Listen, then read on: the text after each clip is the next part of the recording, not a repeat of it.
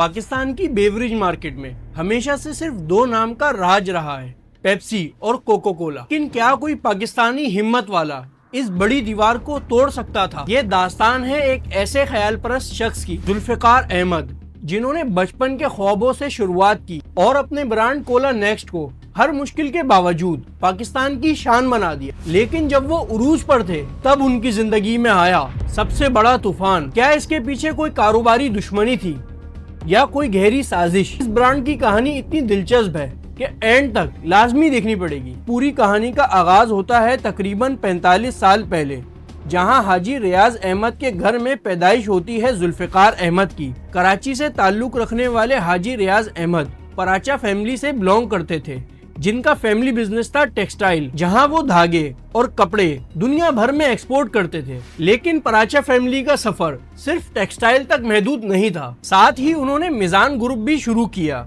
इस ग्रुप को शुरू करने का मकसद था पाकिस्तान की कुकिंग ऑयल और फूड मार्केट में अपना कंट्रोल रखना। जुल्फिकार अहमद ने अपने बचपन से ही कारोबार देखा था। उनका इमेजिनेशन लेवल इतना स्ट्रॉन्ग था कि वो छोटी छोटी चीजों में भी बड़ा सोचना सीख गए थे। जैसे अक्सर अपनी अम्मी से कहते, क्या मैं एक दिन अपना जहाज खरीद सकता हूँ?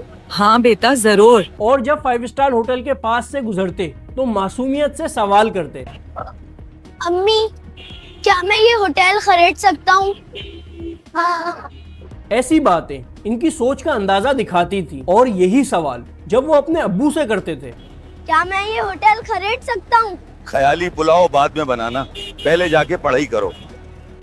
जुल्फिकार अहमद को अपने बचपन से ही सक्सेस स्टोरी सुनना पसंद थी, जहां वो बिल गेट्स और दूसरे बिजनेस स्टोरी सुनकर इंस्पायर होते थे। और वहीं बचपन में उन्हें पाकिस्तानी नगमे जैसे ए जज्बा, ए जुनून बहुत पसंद थे। यहाँ वो ये सोचते थे, पाकिस्तान ने हमें इतना प्यारा मुल्क दिया है, हमें इसके लिए वो सब करना चाहिए जिससे हम इसमें कंट्रीब्यूट कर सकें। इसी सोच के साथ उनकी पहचान और नजरिया बना और आगे चल के उन्होंने इकरा यूनिवर्सिटी से अपनी एजुकेशन कंप्लीट करने के बाद 2001 में उनके फादर ने उन्हें फैमिली बिजनेस मिजान ग्रुप में शामिल कर लिया। और अच्छी बिजनेस नॉलेज और ऑब्जर्वेशन की वजह से जल्द ही कंपनी के ऑपरेशन समझ गए। उन्होंने देखा उनके पास ऑलरेडी कुकिंग ऑयल के साथ मिजान बनास्पति, कनोला ऑयल और सनफ्लावर ऑयल मौजूद है। उन्होंने मीडिया में मार्केटिंग की और देखते ही देखते जहां मार्केट शेयर तेजी से बढ़ रहे थे, इसी बीच उन्होंने महसूस किया पाकिस्तान की बेवरेज मार्केट में एक बड़ा गैप मौजूद है। उन्होंने देखा पाकिस्तान की कार्बोनेटेड ड्रिंक्स मार्केट में तो सिर्फ कोको कोला और पेप्सी का राज था। हर शेल्फ, हर फ्रिज उन्हीं की बोतल से भरे होते थे। इसी गैप को समझते हुए जुल्फिकार अहमद ने फैसला किया कि अब वक्त आ गया है कि एक प्योर पाकिस्तानी ब्रांड अपनी पहचान बनाए। 28 अगस्त 2016 में उन्होंने मिजान ग्रुप के अंडर ही मिजान बेवरेजेस की बुनियाद रखी, जहां से उन्होंने अपनी सॉफ्ट ड्रिंक लाइन से मार्केट में पहला कदम रखा। उन्होंने देखा कि पेप्सी और कोको कोला का पहले से ही मार्केट पे कब्जा था और अपनी जगह बनाने के लिए उन्हें ऐसे टेस्ट और क्वालिटी चाहिए थी जिसमें कोई कॉम्प्रोमाइज ना हो। इसीलिए उनके वालिद हाजी रियाज अहमद ने कहा, अगर तुम इस फील्ड में आगे बढ़ना चाहते हो तो क्वालिटी और मशीनरी पर किसी भी किस्म का कॉम्प्रोमाइज बिल्कुल भी नहीं करना।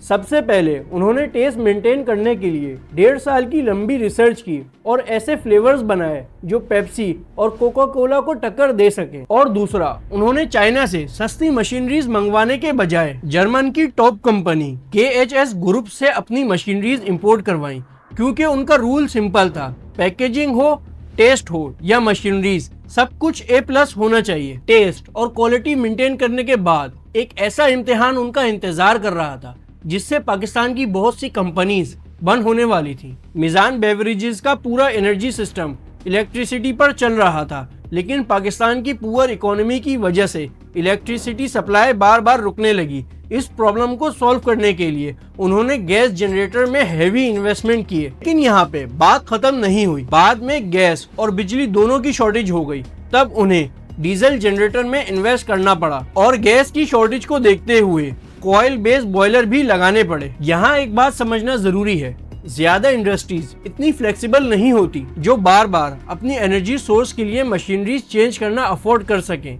इसी वजह से कई कंपनीज को अपना काम बंद करना पड़ा। जुल्फिकार अहमद का मानना था, अगर आज हम इतनी इन्वेस्टमेंट और चैलेंजेस फेस कर रहे हैं तो कल हमें इसका फायदा जरूर मिलेगा। साथ ही कई चैलेंजेस भी थे, जैसे पाकिस्तान की पॉलिटिकल हालात अनस्टेबल थे। जब भी कोई नया सियासतदान आता, उनकी पॉलिसीज की वजह से इंडस्ट्रीज को नई मुश्किलात का सामना करना पड़ता था। शुरुआत में जुल्फिकार अहमद ने मार्केट टेस्ट करने के लिए लिमिटेड प्रोडक्शन रखी थी, लेकिन मिजान ग्रुप के स्ट्रॉन्ग डिस्ट्रीब्यूशन की वजह से प्रोडक्ट छोटी छोटी स्टोर्स और शॉप तक पहुंच गई। लेकिन एक बड़ा मसला था, मार्केट में लोकल प्रोडक्ट्स ऑलरेडी बिक रहे थे, जिनकी क्वालिटी वीक थी, टेस्ट बिल्कुल बेकार था और लोगों के जहन में एक इमेज बन गई थी लोकल चीज बेकार होती है। और इसी वजह से कोला नेक्स्ट को लोग ट्राई भी नहीं कर रहे थे। इस प्रॉब्लम को समझते हुए जुल्फिकार अहमद ने अपनी मार्केटिंग स्ट्रेटेजी को नेक्स्ट लेवल पे ले जाने का फैसला किया। उन्होंने पाकिस्तान के टॉप एक्टर्स को अपने एड में शामिल किया। वुमेन एम्पावरमेंट और अपील के लिए सबा कमर जमान और मैन के लिए हमजा अली अब्बासी को अपनी मार्केटिंग में शामिल किया। धीरे धीरे ये स्ट्रेटेजी ब्रांड के लिए हाइप क्रिएट करने लगी और लोग नेचुरली कोला नेक्स्ट की तरफ अट्रैक्ट होने लगे। साथ ही उन्होंने देखा इंटरनेशनल प्लेयर्स हर टाइप की ऑडियंस को टारगेट करते हैं, जैसे मैस ऑडियंस के लिए रेगुलर कोला, हेल्थ कॉन्शियस के लिए डाइट कोला और फन लविंग यूथ के लिए फांटा था। इसी आइडिया को समझते हुए जुल्फिकार अहमद ने मैस ऑडियंस के लिए लॉन्च किया कोला नेक्स्ट, हेल्थ कॉन्शियस के लिए जीरो नेक्स्ट और फन लविंग यूथ के लिए मार्केट में रंगो नेक्स्ट ले आए और वुमेन के लिए स्पेशल फ्लेवर भी इंट्रोड्यूस किए, जैसे अनार नेक्स्ट और लीची नेक्स्ट। ये एक बोल्ड और स्ट्रेटेजिक मूव था, क्योंकि इतने सारे फ्लेवर एक साथ मार्केट में मैनेज करना रिस्की समझा जाता था। यहाँ तक जुल्फिकार अहमद ने बहुत से चैलेंजेस से गुजरकर अपने ब्रांड की बेस मजबूत कर ली थी, लेकिन आगे कुछ ऐसा होने जा रहा था जो कोला नेक्स्ट की तकदीर बदल देने वाला था। 2023 में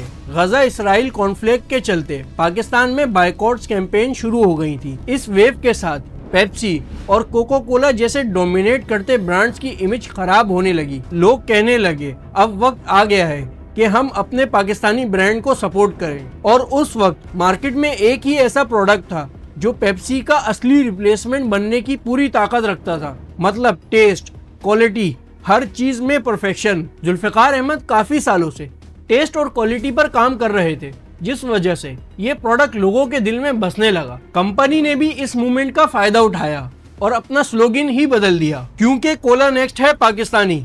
ये लाइन लोगों के जहन में बस गई। सॉफ्ट ड्रिंक में असली पाकिस्तानी ब्रांड कोला नेक्स्ट है और धीरे धीरे डिमांड भी बढ़ने लगी। फिर हालात कुछ ऐसे बदले, जिस शॉप में कोला नेक्स्ट अवेलेबल नहीं होता, लोग वहाँ डिमांड करते, और जहाँ पेप्सी दिखाई देती थी, भाई इसको हटाओ, हमें अपना ब्रांड चाहिए। सिर्फ 2024 के तीसरे मंथ तक कोला नेक्स्ट का मार्केट शेयर 12% तक पहुंच गया और कोला नेक्स्ट का नाम लोगों के दिमाग में बैठ गया। लेकिन वक्त ऐसा बदला जो किसी ने सपने में भी नहीं सोचा था। 23 जुलाई 2024 दोपहर का वक्त था। कराची के मारीपुर रोड से जुल्फिकार अहमद अपने दोस्त के साथ कहीं जा रहे थे। सब कुछ नॉर्मल लग रहा था, लेकिन अचानक एक कार डाले ने उनका रास्ता रोका। उस गाड़ी में 5 से 7 अफराद मौजूद थे, हाथ में भारी हथियार और चेहरे पर नकाब था। उन्होंने रास्ता बंद कर दिया और कुछ समझ आता उससे पहले ही जुल्फिकार अहमद और उनके दोस्त कैसर को जबरदस्ती अपनी गाड़ी में बिठाकर अगवा कर लिया। थोड़ी देर बाद कैसर को रास्ते में गाड़ी से उतार दिया। यहाँ 2 सवाल पैदा होते हैं। पाकिस्तान के मशहूर इंडस्ट्रियलिस्ट को दिन के उजाले में अगवा कर लिया जाता है, उस वक्त पुलिस क्या कर रही थी? और सबसे अहम सवाल, फौरी एक्शन क्यों नहीं लिया गया? इससे भी ज्यादा हैरत की बात यह थी कि पुलिस FIR रजिस्टर्ड नहीं कर रही थी। मजबूरन जुल्फिकार अहमद की फैमिली ने सिंध हाई कोर्ट का रुख किया, जहां से FIR दर्ज करने का हुक्म दिया गया, जिसके बाद मीडिया में अफवाहें और अंदाजों का तूफान उठ गया। 4 दिन बाद एक सडन ब्रेकिंग न्यूज आई। आगाज में खबर ये कि पराठा टेक्सटाइल, मीजान ग्रुप और कोला नेक्स्ट के मालिक मारूफ ताजिर जुल्फिकार अहमद लाहौर में अपने घर पहुंच गए। पुलिस ने कंफर्म किया जुल्फिकार अहमद मिल गए हैं और उनको लाहौर से रिकवर कर लिया गया। ना तावान का कोई प्रूफ मिला, ना किडनैपिंग ग्रुप का पता चला, लेकिन उनके वापसी आने के बाद उन्होंने मीडिया से डिस्टेंस बनाए रखा, कोई पब्लिक इंटरव्यू नहीं दिया। लेकिन कोला नेक्स्ट के ब्रांड ऑपरेशन नॉर्मल हो गए। कुछ दिन बाद ये बात बिल्कुल खामोश हो गई। अब जरूरी है कि इस वाकये के पीछे असली सवाल पर नजर डाली जाए। पाकिस्तान में ये तल्ख हकीकत रही है जब भी कोई लोकल ब्रांड अच्छा परफॉर्म करता है तो उसकी राह में रुकावट डाली जाती है या उसे बंद कराने की साजिश की जाती है या उसके ग्रोथ को रोक दिया जाता है। ऐसी मिसालें पहले भी मौजूद हैं, जैसे 50-50 और ओए होए के साथ हुआ। ये वाकया सिर्फ किडनैपिंग का नहीं था, ये उस ब्रांड को ठप करने की और उसकी रफ्तार रोकने की कोशिश थी। और यहाँ सबसे बड़ा सवाल ये है, ये किडनैपिंग बिजनेस कंपटीशन का नतीजा था या फिर कोई पॉलिटिकल एंगल था। सब अपनी कहानियां सुना रहे हैं, लेकिन असल सच किसी को नहीं पता। कोला नेक्स्ट के मार्केट में फेमस होने के बावजूद कई चीजों पे काम करने की जरूरत है। 2018 में इंटरनेशनल ब्रांड का पाकिस्तान में सॉफ्ट ड्रिंक मार्केट शेयर 95% था और 2024 तक ये 70% पर आ गया। फिर भी ये एक ऐसा नंबर है जो हैरान कर देता है और साथ ही ये बता रहा है मार्केट में अभी भी खाली जगहें और मौके मौजूद हैं। बायकॉट कैंपेन की वजह से पेप्सी और कोका कोला का मार्केट शेयर टेम्परेरी नीचे गया था, लेकिन उनकी नई मार्केटिंग कैंपेन के दम पर वो वापसी रिकवर हो रहे हैं। दूसरा बड़ा चैलेंज डिस्ट्रीब्यूशन का है। इनका डिस्ट्रीब्यूशन नेटवर्क इतना स्ट्रॉन्ग है कि आज भी वो उन शेल्फ और काउंटर्स पर दोबारा कब्जा कर चुके हैं जहां से उन्हें पहले हटा दिया गया। कोला नेक्स्ट को अपनी डिस्ट्रीब्यूशन और शेल्फ प्रेजेंस मजबूत करना होगा और जो नए फ्लेवर लीची और अनार की डिमांड अपनी नई मार्केटिंग आइडिया से बढ़ानी होगी। इस बात को समझना जरूरी है, अगर कोला नेक्स्ट ने अपनी क्वालिटी और टेस्ट पर फोकस ना किया होता तो आज इनका इतना सक्सेस हासिल करना मुमकिन नहीं था। अगर ये वीडियो पसंद आए तो इस वीडियो को देख सकते हैं।